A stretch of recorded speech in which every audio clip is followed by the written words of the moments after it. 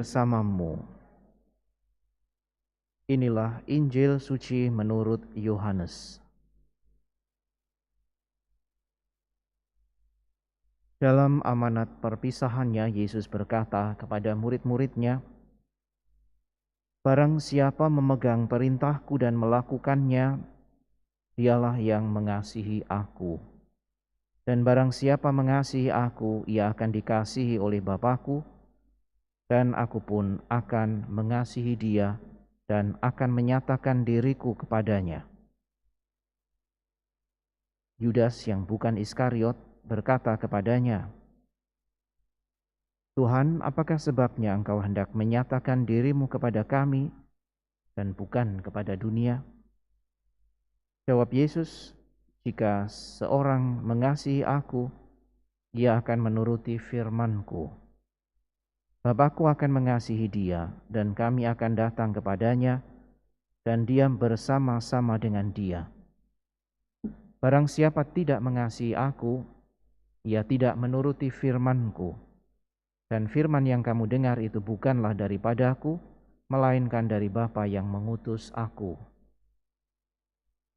Semuanya itu kukatakan kepadamu, selagi aku berada bersama-sama dengan kamu.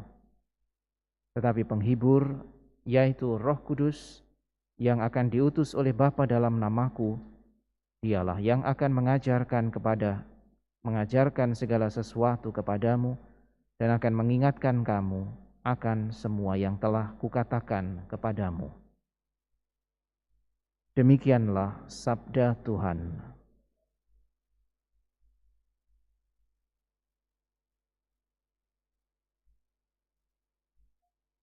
Saudara sekalian yang terkasih, di dalam kesempatan perpisahan bersama murid-muridnya, Yesus justru memberikan jaminan kepada mereka bahwa Ia tidak akan pernah meninggalkan mereka, karena Roh Kudus pada saatnya akan diutus untuk menjadi pendamping, penghibur, bahkan pengajar akan apa yang mereka harus katakan atau apa yang harus mereka ingat tentang segala sesuatu yang telah diajarkan oleh Yesus. Akan tetapi saudara sekalian yang terkasih, penyertaan ini meminta para murid untuk juga di dalam ketaatan melaksanakan perintah-perintahnya. Sebuah tugas yang bukanlah dalam arti tertentu dipandang sebagai keharusan, tetapi ini adalah sebuah panggilan karena melaksanakan perintah, melakukan perintah Yesus yang tidak lain adalah kasih, adalah bentuk ketaatan, adalah bentuk relasi yang semakin mendalam dengan dasar kasih. Maka apa yang dikatakan oleh Yesus menjadi dasar dari identitas para murid. Pelaksanaan kehendak Yesus di dalam kasih justru akan membuat mereka semakin mengenal Yesus, semakin mengenal kehendak Allah, karena memang itulah yang hendak dinyatakan oleh Allah, yaitu kasih-Nya sendiri.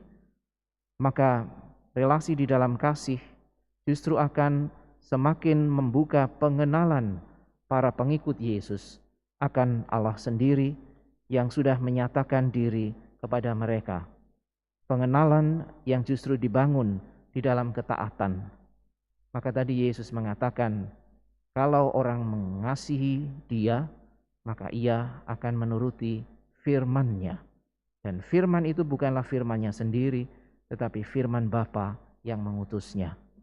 Maka mari saudara sekalian yang terkasih, kita pun mencoba melihat relasi kita dengan Allah sebagai sebuah relasi kasih dan bukan relasi yang misalnya menuntut, mengharuskan, atau bahkan mungkin kerap kali orang memandang mengancam karena membawa hukuman. Allah tidak pernah mengancam kita. Sebaliknya, Ia senantiasa menyatakan dirinya agar kita boleh semakin mengenalnya di dalam kasih. Hanya dalam relasi kasih seperti inilah ketaatan tidak menjadi beban, tetapi menjadi sebuah kesempatan untuk semakin bersatu dengan Allah sendiri.